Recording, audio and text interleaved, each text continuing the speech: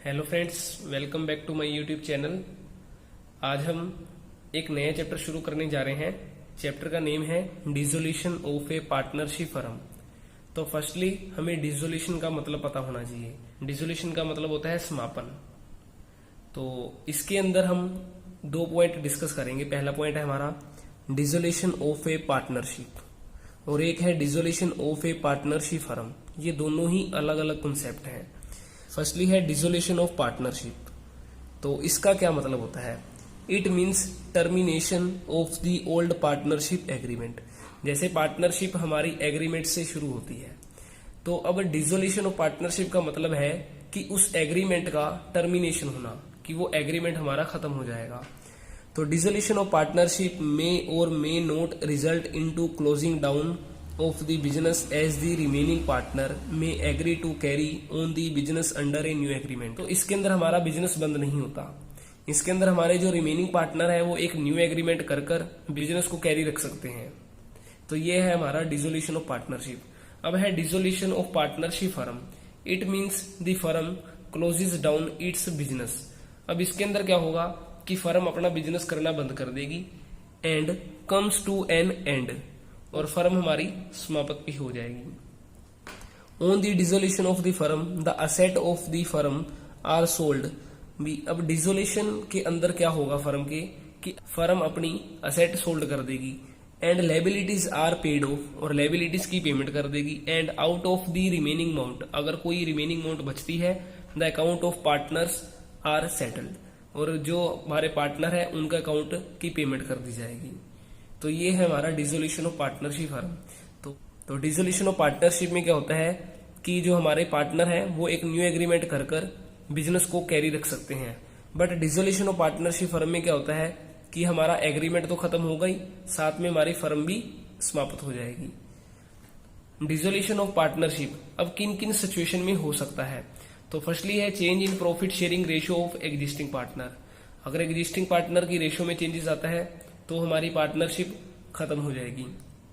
Admission of a new partner, ठीक है, जैसे XYZ 3 पार्टनर है, अगर ए न्यू पार्टनर आ रहा है तो हमारी डिसोल्यूशन ऑफ पार्टनरशिप होगी। रिटायरमेंट ऑफ ए पार्टनर, कि अगर कोई पार्टनर रिटायर हो रहा है तो भी डिसोल्यूशन ऑफ पार्टनरशिप होगी। Death of A partner, partner की डेथ होने पर भी हमारा डिसोल्यूशन ऑफ पार्टनरशिप होगा। इंसॉल्वेंसी ऑफ ए पार्टनर, अगर कोई पार्टनर भाग जाता है या दिवालिया हो जाएगा तो भी हमारी डिसोल्यूशन ऑफ पार्टनरशिप होगी। 6 है हमारे पास expiry of the period of partnership.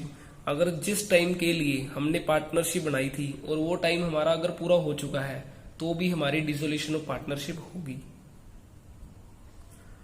अब है हमारे पास डिसोल्यूशन ऑफ पार्टनरशिप फर्म। अब डिसोल्यूशन ऑफ पार्टनरशिप फर्म के हमारे पास दो मोड्स हैं कि जिसके अंदर हमारा डिसोल्यूशन ऑफ पार्टनरशिप हो सकता है। जैसे फर्स्ट है हमारा A, without the intervention of the court, भी बिना कोर्ट को शामिल करे ही पार्टनरशिप फर्म को समाप्त करना। जैसे बाय म्यूचुअल एग्रीमेंट, कि सभी पार्टनर सहमत हो सकते हैं कि वो पार्टनरशिप फर्म को बंद करना चाहते हैं तो वो पार्टनरशिप को बंद कर सकते हैं। सेकंड है हमारा कंपलसरी डिसोल्यूशन। अब कंपलसरी डिसोल्यूशन कब कब हो सकता है, ये सेक्शन 41 में है। तो व्हेन ऑल या वन पार्टनर बिकम इंसॉल्वेंट, अगर हमारे सभी पार्टनर या एक पार्टनर इंसॉल्वेंट हो जाएगा तो देन हमारा कंपलसरी डिसोल्यूशन होगा।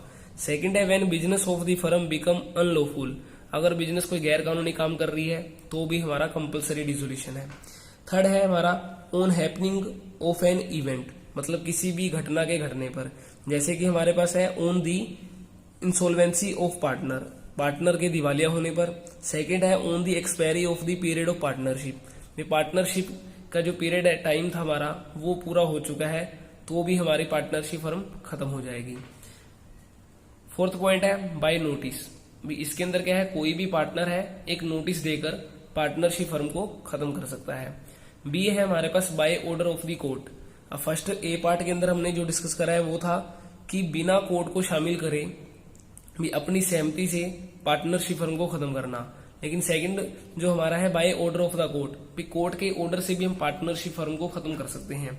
जैसे फर्स्ट है हमारे पास when a partner has become of unsound mind, अगर कोई भी पार्टनर हमारा अनसाउंड माइंड का हो जाएगा तो कोर्ट के ऑर्डर से हमारा पार्टनरशिप फर्म समाप्त होगी। सेकंड है when the court is satisfied that the firm can not be carried on accept eight A loss. अगर कोर्ट इस बात से सहमत है कि फर्म अब कंटिन्यू नहीं रखी जा सकती लॉस के केस में, तो उस सिचुएशन में भी हमारा पार्टनरशिप फर्म कंपलसरी है, डिसोल्यूशन होगा। थर्ड पॉइंट है when the court is satisfied that the dissolution is just and equitable due to some other reason, कारण होगा तो भी हमारी पार्टनरशिप फर्म समाप्त हो जाएगी। अब है हमारे पास settle of account on dissolution. Dissolution के टाइम हमने सेटलमेंट करनी है अकाउंट्स की।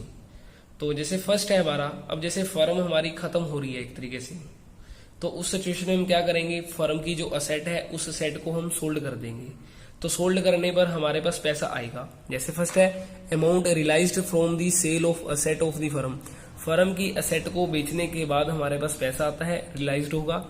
तो उस पैसे का हम कहाँ यूज करेंगे, shall be applied in the following manners. First of all outside डेप्ट of the firm will be paid. तो फर्स्ट हमने क्या करना है, जो फर्म के हमारे आउटसाइड डेप्ट है उनकी पेमेंट की जाएगी। जैसे कि हमारे क्रेडिटर हो गए, बैंक लोन हो गया या बैंक ओवरड्राफ्ट हो गया हमारा, तो इनकी पेमेंट हम सबसे पहले करेंगे। सेकंड है हमारे pass out of the remaining amount, अगर कोई रिमेनिंग अमाउंट बचती है the loan advance bye partner will be paid of.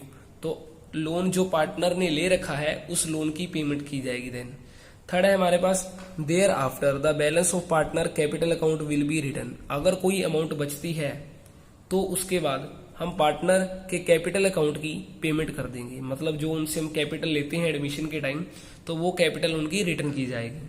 Fourth point है इफ सम अमाउंट, अगर इसके बाद भी कुछ अमाउंट हमारी बचती है तो it will be divided among the partner in their profit sharing ratio. तो देन जो हमारा एक तरीके से प्रॉफिट होगा, मतलब सभी काम करने के बाद अगर कुछ अमाउंट बचती है तो वो एक तरीके से प्रॉफिट होगा हमारा, तो उस प्रॉफिट को या अमाउंट को हम पार्टनर की प्रॉफिट शेयरिंग रेशियो में बांट देंगे। नेक्स्ट है हमारा कॉन्सेप्ट अकाउंटिंग प्रोसीजर। अब अकाउंटिंग प्रोसीजर मतलब कि हमने अब क्या क्या अकाउंट बनाने हैं डिसोल्यूशन ऑफ पार्टनरशिप के अंदर। तो फर्स्ट है हमारा रियलाइजेशन अकाउंट।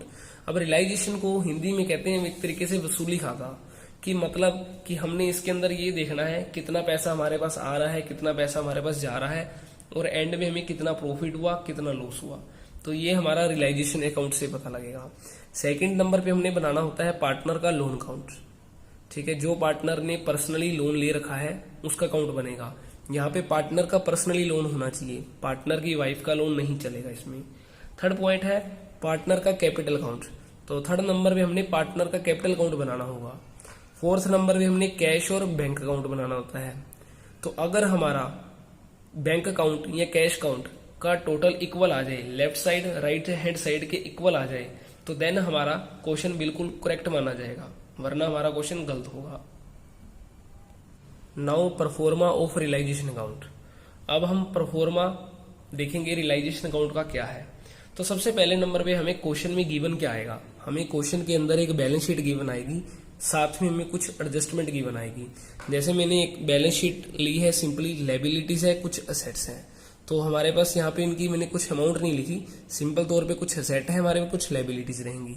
तो रियलाइजेशन अकाउंट हमने कैसे बनाना है, जितनी भी असेट यहाँ लिखी होंगी सभी की सभी असेट एक बार यहाँ ट्रांसफर होंगी टू ऑल असेट, हमने ट्रांसफर कर देनी है रियलाइजेशन अकाउंट में।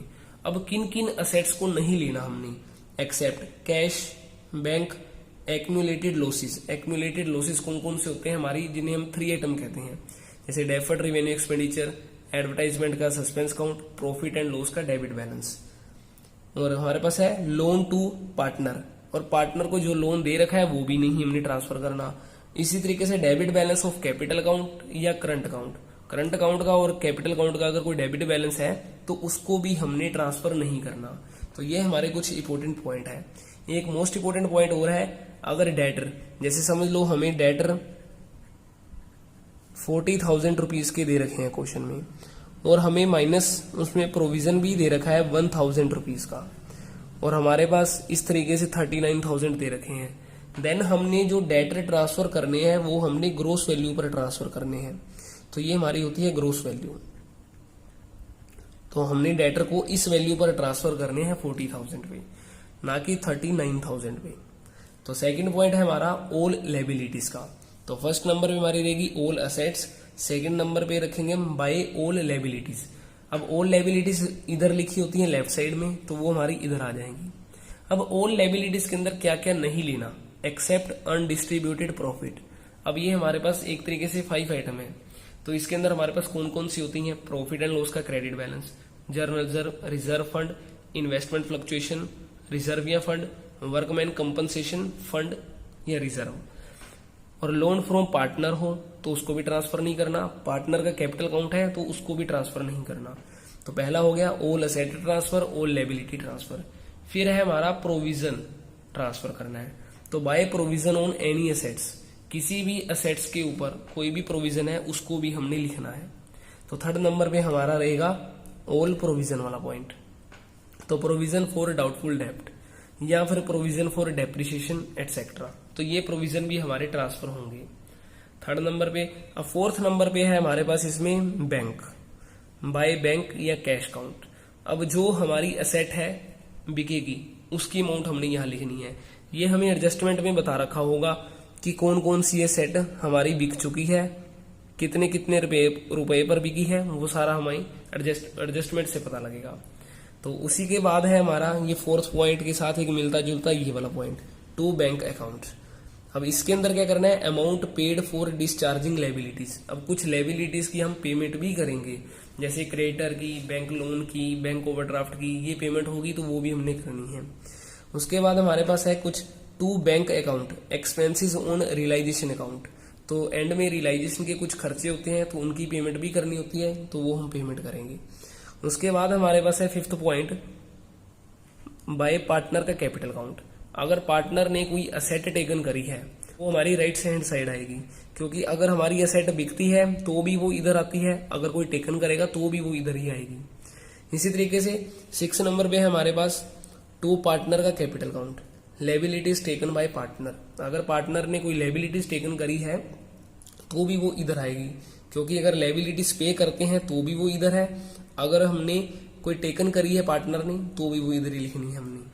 और एंड में हमारा है प्रॉफिट। अगर प्रॉफिट होता है, जैसे लेफ्ट राइट हैंड साइड का टोटल हमारा ज्यादा है और लेफ्ट साइड का कम है, तो जितने का भी डिफरेंस होगा वो हमारा प्रॉफिट होगा। तो टू पार्टनर्स के capital account, profit on realisation, तो इसे ओल्ड पार्टनर की ओल्ड रेशियो में ही बांटना है। तो इस तरीके से हम एक इसका कोड भी तैयार कर सकते हैं अगर करना चाहें तो ALPBAL, ये हमारा इसका कोड रहेगा। अब कोड को कैसे अप्लाई करा हमने, देखो सबसे पहले नंबर पे मैंने लिखा इसमें all asset, then second number पे लिखा ऑल लायबिलिटीज, तो मेरा कोड भी है AL, ठीक है। थर्ड नंबर पे मैंने लिखा P प्रोविजन, तो फोर्थ नंबर पे मेरा है B। यहाँ पे B का मतलब रहेगा बेचना और भुगतान। अब इन्हें इंग्लिश में एक तरीके से कहेंगे सोल्ड करना और पेड करना, ये चीज है। तो बी मतलब बेचना और भुगतान। अगर कोई चीज बेचेंगे, ये सोल्ड करेंगे, वो हमारी यहाँ आएगी राइट हैंड साइड। इस तरीके से अगर पेमेंट करी है तो पेमेंट वाले दोनों पॉइंट हमारे यहीं पे आ चुके हैं। तो ये था हमारा बी। अब है ए का मतलब यहाँ पे है असेट टेकन बाय पार्टनर, अगर पार्टनर ने असेट टेकन करी है। और एल है, एल का मतलब लायबिलिटीज टेकन बाय पार्टनर। तो एंड में हमारा यहाँ पे निकलेगा प्रॉफिट, जिसे ओल्ड पार्टनर की ओल्ड रेशियो में बांट देंगे। एक हमारा नोट है इंपोर्टेंट, लायबिलिटीज की पेमेंट के बारे में अगर क्वेश्चन में कुछ भी नहीं कह रखा तो लायबिलिटीज की पेमेंट हम उसकी एट पार वैल्यू पर करेंगे। जैसे कभी कभार एडजस्टमेंट के अंदर बता नहीं रखा होगा कि लायबिलिटीज की पेमेंट करी है या नहीं करी, तो हमें लायबिलिटीज की पेमेंट खुद करनी है और उसकी एट पार वैल्यू पर ही की जाएगी। तो ये था हमारा आज का टॉपिक, जिसके अंदर हमने कुछ रियलाइजेशन की थ्योरी के बारे में डिस्कस करा और हमारा रियलाइजेशन अकाउंट का परफॉर्मा था। आई होप आपको कॉन्सेप्ट समझ आया होगा। अगर कॉन्सेप्ट समझ आया है तो वीडियो को लाइक करें, चैनल को सब्सक्राइब करें और दोस्तों के साथ शेयर करें। Thank you.